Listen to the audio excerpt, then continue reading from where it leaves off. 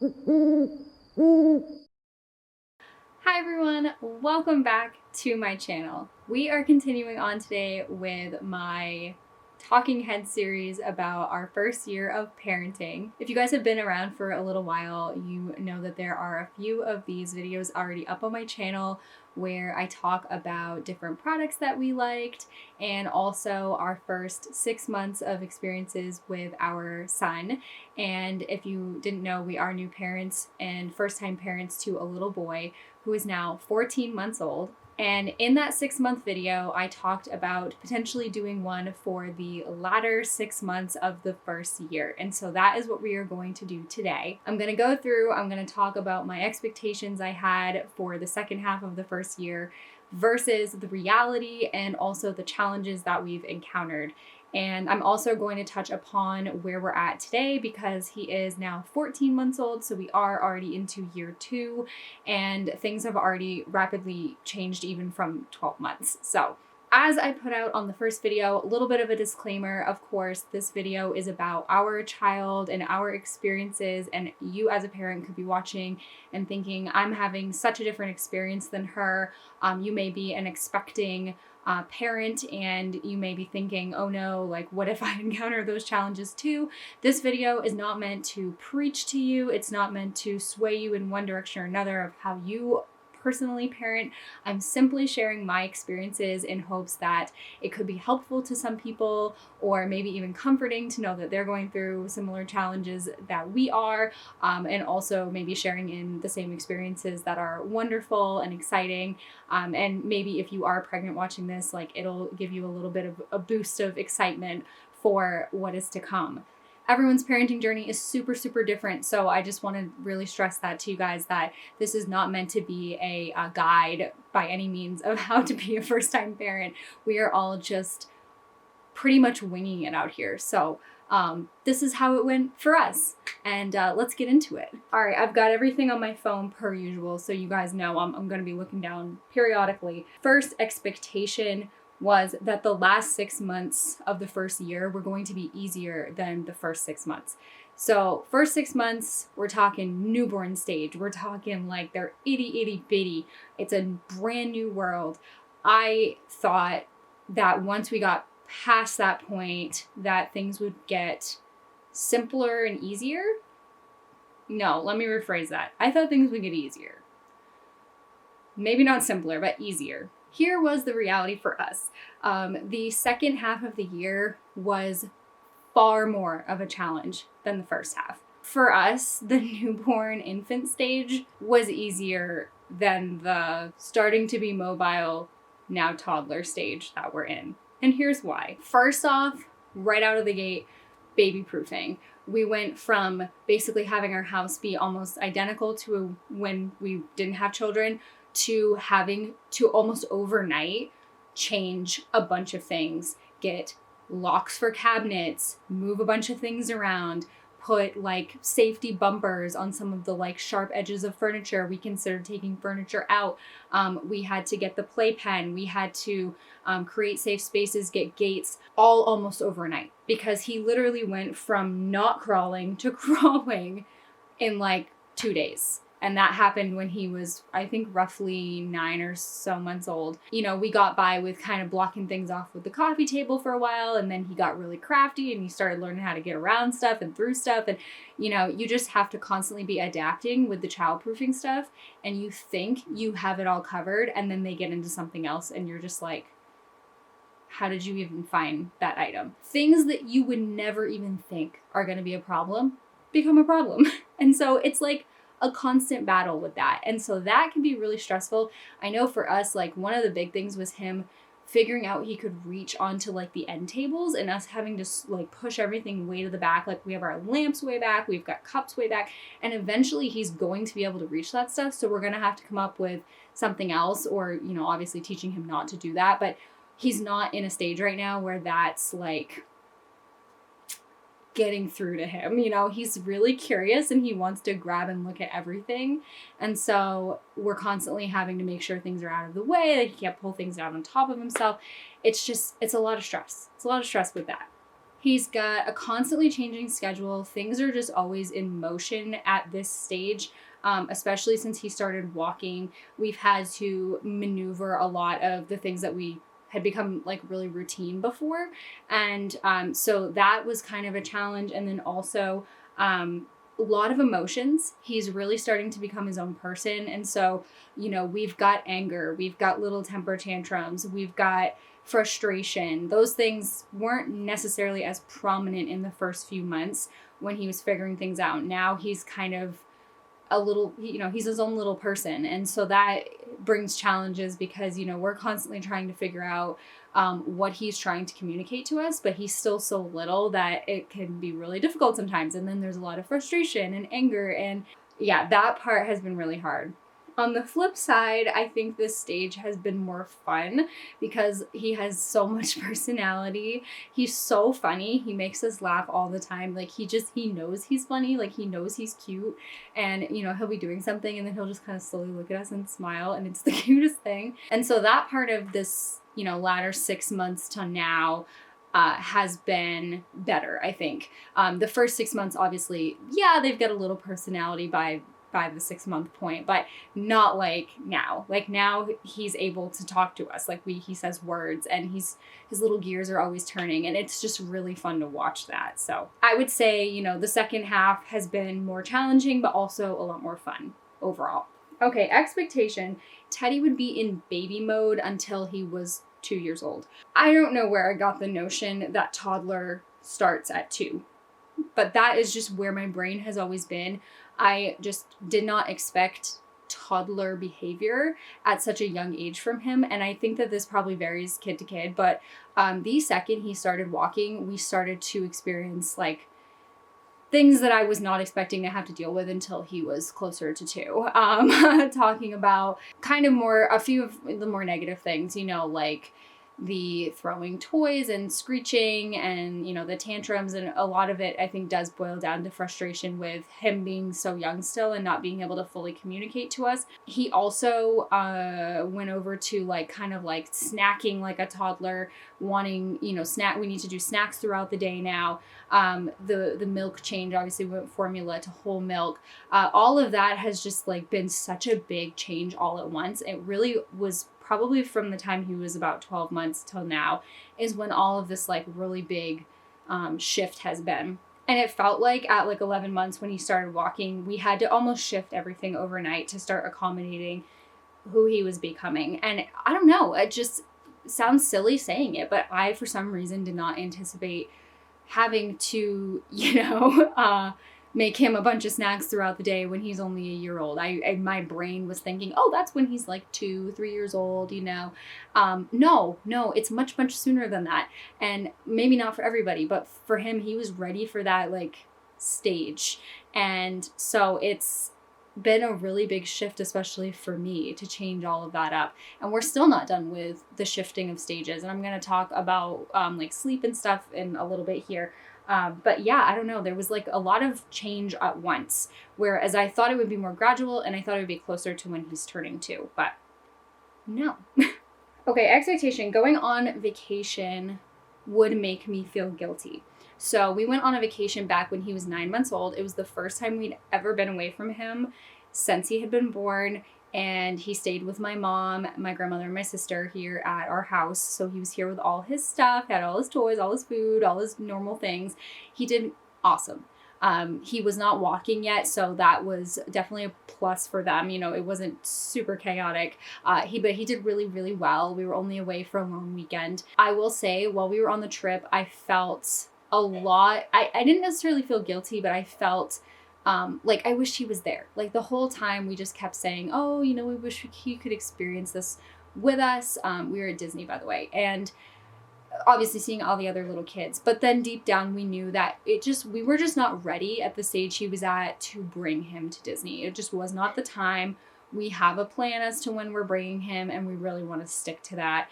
And we just still felt at that stage he was too young. But we also really enjoyed the break, and I think it was very healthy for us to take that break away. We went for our wedding anniversary / early birthday for Brandon, and so it was just very nice to take time together. And I think that's really important with your relationship, especially like with new parents. You have to take those times, even though it's hard.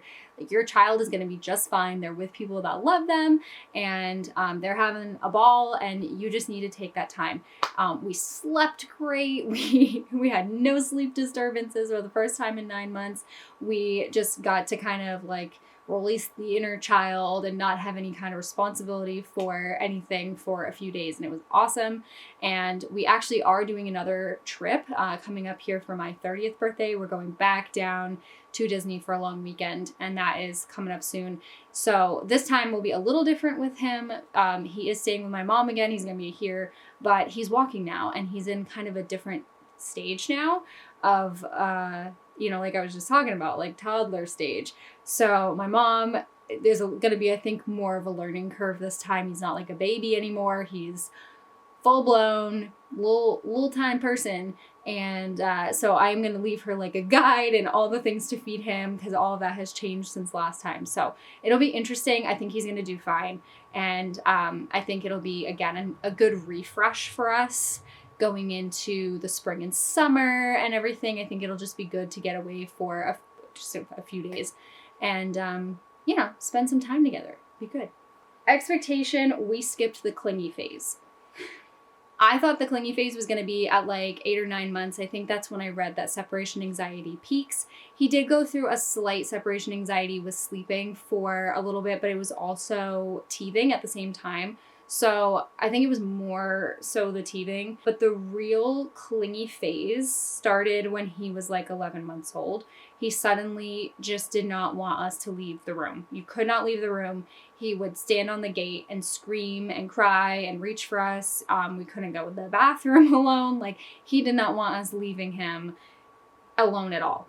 Luckily, this has lessened. It's gotten much better now, where he's like, he can play independently and he knows like we're not right here and he's okay. Some days he's clingier than others, but we've come out of it a lot more. But I really thought that was going to be much earlier on, and it ended up being when he was actually like up and walking around. I don't know if it's because he realized like he can walk now, he can get places, and that we were going places he couldn't get to, like outside the gate, and that's what was upsetting him so much. But I don't know. It was rough. It was like 2 weeks of just constant him screeching and whining and wanting us to be right there. And if we weren't, like, if we had to go do something, it's like, I've got to go make you a bottle. I've got to go make you lunch, and I'm right here and you can see me. But no, you had to be right there with him or holding him.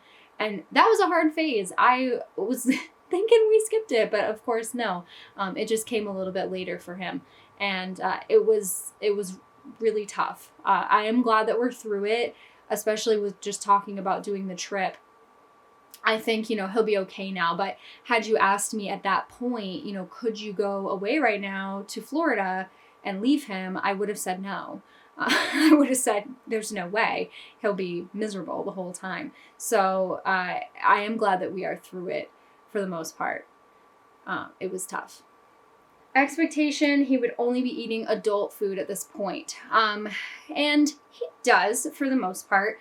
We have pouches that have kind of like a mixed puree. He's got veggie ones and fruit ones and yogurt ones that he eats, and they're kind of complementary to his meals.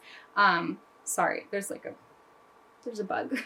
So depending on what I make him, if I feel like his meal is maybe like lacking in veggies or something, or maybe he didn't eat as much as I would have hoped for a meal, we'll kind of like supplement with a pouch, and he really likes them. But he is, for the most part, eating what we eat. He eats a decent variety, although I have to say I wish he was eating a little bit better. I feel like we are on kind of a rotation of really basic stuff, and he eats a lot.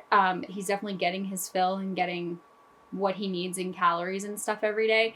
I just wish he was a smidge more adventurous. I thought that doing some of the baby-led weaning early on, we started at like 6 months, and I didn't go full-blown baby-led weaning. I went kind of baby-led weaning light, where I would give him things that I was eating if it was safe for him, and I wasn't making him like specific meals for that. He was having puree, but then he was also trying stuff on the side, and he was super good about trying stuff back then. So I thought that would be a piece of cake once he got older, but he's actually become more picky. He goes through stages where he'll just decide not to like something anymore, something he loves. We went through an egg strike for a while. He loved eggs and then he hated eggs. And now he's back to eating them again.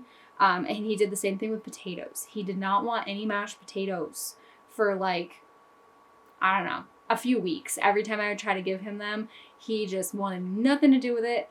And that came right after Thanksgiving. He had had a bunch of potato and sweet potato, and then literally by Christmas, wanted nothing to do with potato. So it's kind of like this with food, and we're always kind of guessing and trying to give him new things to try and see if he likes them. Sometimes he doesn't even want to touch anything new. So I'm trying not to be super pushy with it because I, as a kid, was very picky, and I know that forcing a kid to eat things that they don't want to eat tends to make them even pickier, or at least that's my personal experience. So I'm just kind of offering him stuff on his plate, and if he doesn't want to eat it, then fine. If he wants to try it out, then great. It's kind of up to him at this point, and I think we're just going to continue to give him what we eat and hope that he kind of, you know, comes to like a good variety of foods over time. He's really not bad right now. You know, I'm pretty happy with it overall. It's just sometimes I wish he was a little bit more adventurous, especially with like fruits and veggies. But we will take what we can get right now, okay? One challenge though that I do want to touch upon with the food is the balanced meals and constantly coming up with new ways to serve him things, especially if I want him to try something. And I just did not anticipate the like level of work it was going to be making him 3 little meals a day. Dinner is a little easier because he generally will just get what we get. But for breakfast and lunch, I'm making him his own miniature meals. And we do this every single day, and I've got to come up with stuff every single day. And it's challenging for myself, not so much for him. Like he's fine. He's just sitting there eating. But for me, it's like an added thing that I wasn't really thinking about when we first had him. I was just thinking, oh yeah, eventually he'll eat food. And now I'm like, oh my gosh, I got to come up with stuff for him to eat every single day. It sounds silly because like, of course I do. But you don't really think of it like that until that point has come. And then it's like, oh yeah, I got to give him like a good balanced meal like every single day. And I want to make sure he's getting that nutrition and stuff. It can get a little hard. It can get challenging. You know, TikTok's been my friend with finding like quick little easy meals, and just Googling like toddler meals and stuff like that can be really helpful. I, hunt around when I do like my online grocery shopping for pickup and stuff. And even when we're in the store, like I'm always looking for new products that I think he might like. And then Brandon does it too. He just found some stuff at Sam's the other day actually that he thinks might be good. So we're going to try that. We're just always trying to like be on the hunt for things that are nutritious, but also easy to put together and like doesn't take too much thought or too much cooking. It's hard. I don't know. It's more of a challenge than I expected it to be.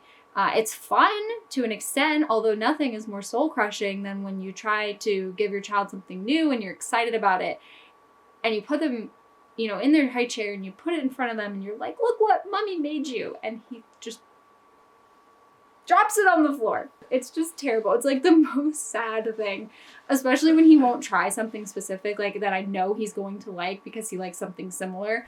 I'm just like, are you sure you don't want to try it? Like, please try it.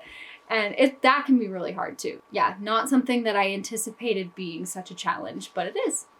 Expectation. We would have his birthday party planned by October. That was my original goal. The reality is that, that didn't happen. The birthday was being planned right up until the week of the party. We were making decor the week of the party, and that's okay. Everything got done in plenty of time. I didn't really feel stressed about it, but my initial plan of having it done super early failed because I realized that when you have a child who has a birthday right around the start of the holidays or in the middle of the holiday season, that can become really, really difficult. So I wanted to have everything done by October, but guess what I was doing in October? I was planning Halloween.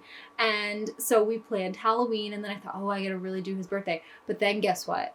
Then it was Thanksgiving, and we had to plan Thanksgiving. And then Thanksgiving ended, and I was like, okay, we only have like 2 weeks to plan his party. And at the same time, we're planning for Christmas. So it was very, very tricky. It was a lot at once. And so it does have me taking notes for future years with his parties, especially when he's really little. I think we are going to keep it super small from here on out. The first birthday is obviously super special, but everything else, I think we're going to stick with like close family and not go overboard in future years, just because there's a lot going on at that time of the year. And do we really need to add to it? Probably not. Of course, you know, I want to make things special for him, but I also don't want to stress myself out mentally and financially. So while planning his party this year was so much fun, it ended up being awesome. Everybody loved the party, thought it was so cute. I loved it. There's a whole video on my channel actually of the party. Yeah, it was not planned in the time frame that I was hoping for, and that's okay. That's fine. I'm letting it go. It ended up looking how I wanted it to, I guess, at the end of the day, so that's what's important. All right, next expectation. The holidays would be fun and magical with a toddler. Teddy was born right before Christmas in 2022, so obviously we didn't really get the holiday experience with him that year. He was brand spanking new. He was a week old on Christmas. So like we didn't really do much at all that whole season. And so I was really excited. You know, he was 11 and 12-ish months old for Thanksgiving and Christmas. And I thought, oh my gosh, this is going to be like the magic of Christmas. And let me just say that, yeah, we're not there yet. I think the next maybe 2 years or even like when he's 3 will be the holiday season where he really starts to understand what's going on. The reality is that he just doesn't know right now, and he doesn't know, you know, who Santa Claus is. He doesn't really know what Thanksgiving is. He doesn't know what any of these things are. He's just kind of like, oh, my whole family's here. Cool. Okay. There's presents. But he doesn't even really understand the concept of presents. Like, it was exciting for him, but he doesn't get it yet. So I am looking forward to in the future, you know, getting to put all those magical touches into the holidays, making, you know, the magic happen, which we did do a little bit this year. But again, he just doesn't know what's going on. So the holidays actually ended up also being a little bit more stressful with a child of his age, because again, he was very little, and just like getting him ready, for example, we tried not to like travel a lot and stuff because it just would have been a lot for him, working around his naps, working around his bottle schedule, all of that. It's just like a lot of added stress this year. I think in future years, obviously, all of that is going to be a little bit easier, but also more challenging in other ways. So I'm excited for all the holidays in the future, but this year's was not quite there yet. We're getting there with the magical season. Okay, last one, expectation. We were over the hump of sleeping issues. Now, this child started sleeping through the night at 2.5 months old, and in my 6-month video, I rave about his sleeping and how blessed we have been with how good of a sleeper he is. Now, I don't want to say he's a bad sleeper. He's not. He still is sleeping through the night. But what I didn't anticipate was the amount of shifting and challenges that we were doing at 9, 10, 11, 12 months old with him with sleeping. Like I said earlier, he went through a teething thing at 9 months, and the sleep was really rough. He did like 2 weeks of just not wanting to sleep, didn't want to nap, didn't want to sleep at night. He was up, I think one day, 26 times in the night. 26. And I know that because the monitor was keeping track. It was rough. This was shortly after we got back from Florida, and I remember just thinking, wow, I don't even know what hit him. Like, he just went from this beautiful sleeping angel every night to being awake all the time. He also got sick for the first time when we got back from Florida, and he was having issues with sleeping there too. And ever since then, it's been a constant shifting around of his schedule to get him to get the optimal sleep. So right now he is still taking 2 naps a day. His pediatrician wants him to do that until he's about 15 to 18 months. And she said, you know, realistically, he really does need that sleep during the day in order to sleep well at night, which sounds weird. You would think the less sleep they get during the day, the more they sleep at night. But in reality, it's when they get overtired from not sleeping during the day, they tend to not sleep as well at night. So we had to kind of really prioritize him getting that second nap in. And some days he will try to not do it. And some days he doesn't. And then he doesn't sleep as well at night. Like it is true. And we did try for a day to go down to one nap because he started waking up at the crack of dawn randomly. He started waking up at like 4:30 and 5 o'clock in the morning and was doing that consistently to the point that it fell into a routine. And so we tried to go down to one nap to see if that was the issue. Maybe he was not needing that second nap during the day, and concluded that that was in fact not the case because he was up at 4 the following morning. So it's a puzzle. It's a constant mystery as to how he is going to do and what time he's going to wake up in the morning. This morning he woke up at 6 a.m. Yesterday he woke up at 5:30 and was like 5:30 consistent all week. But the beginning of the week was 6:30. So it's different every single day. We've tried all kinds of different things. We've tried giving him extra snacks, like thinking maybe he's waking up hungry. We are kind of at our max for milk. So that's not something that we can really add to. We've, like I said, removed a nap. We have tried we haven't tried a later bedtime. That's one of the things we haven't tried, but we've tried an earlier bedtime. We've tried shifting his nap times. So the past literally 2 weeks has been experimenting with him and seeing what works for him. And in the end of the day, we're back to just his regular 2-nap schedule. And we are just kind of riding it out and seeing if eventually he falls back into that beautiful 6:30 wake up that he was doing for months on end. I'm hoping that daylight savings can kind of get him back into that. And then come summer, he will be on a 1-nap schedule by that point because of his age, and he'll be playing outside a lot more. So we're hoping that that also gets him back into a later wake up time. And the challenge with that is definitely the constant guessing game, the wake window changes, and trying to experiment with him, because you don't want to experiment too much because that can really throw them off with their sleep. You don't want to change everything up, immediately. You kind of have to do it gradual. That's been a big challenge for us lately, but it's something that, we're working on, and we just kind of have to figure him out, and he has to figure himself out. And I have full confidence that hopefully by the summer we will be out of this rut with the early wake ups, and he'll be back to his sleep schedule like he was before. He is still sleeping solidly through the night. I don't want you guys to think that I'm ungrateful for that, because he goes down at 7:30 and he sleeps all night. It's very rare that he wakes up. He'll wake up if he's sick or teething or whatever, but otherwise he sleeps. So we are forever grateful for him for doing that. And he can stay doing that. I'm talking to him through the ceiling because he's right above me sleeping right now. You can keep sleeping through the night. Mommy won't mind. So that's all of the expectations versus reality that I have for right now for the second half of the first year, and also the past 2 months. He just turned 14 months yesterday. My heart. Oh, he's getting so big. I hope you guys have enjoyed this. I hope you've found our struggles to be relatable, or the joys and the things that I've talked about there, something maybe that you as an expectant parent are excited for. And we are just having a good time over here with our little munchkin. He is so much fun. He's such a joy every single day. And watching him learn new things is the craziest experience. And talking to us, he can talk to us. He talks. And it's absolutely wild to me. He repeats words. He knows words. He knows what things are.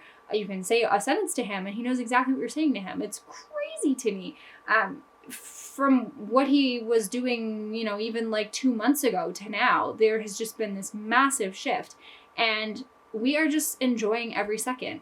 And we're so excited for the upcoming, nicer weather where we can get out with him and do more things. And it's just gonna keep going up and being fun from here. I probably won't do another update until maybe he's much older. I don't foresee myself doing these every 6 months.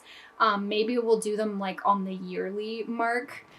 As he gets older, it depends. For right now, that's where we're at, and I hope you guys have enjoyed this. And comment down below, what was your biggest challenge? If you have kids, what was your biggest challenge at the early toddler stage? Because I'd say he's early toddler. How did you overcome it? Did you overcome it, or did you just ride it out? You know, what was your biggest challenge? I would love to know. Thank you all again so much. Make sure if you enjoy this type of content, or homemaking, organizing, that type of thing, check out my channel. And if it's something that you think you might like, make sure you subscribe to the channel. And I will see you all in my next video. Bye.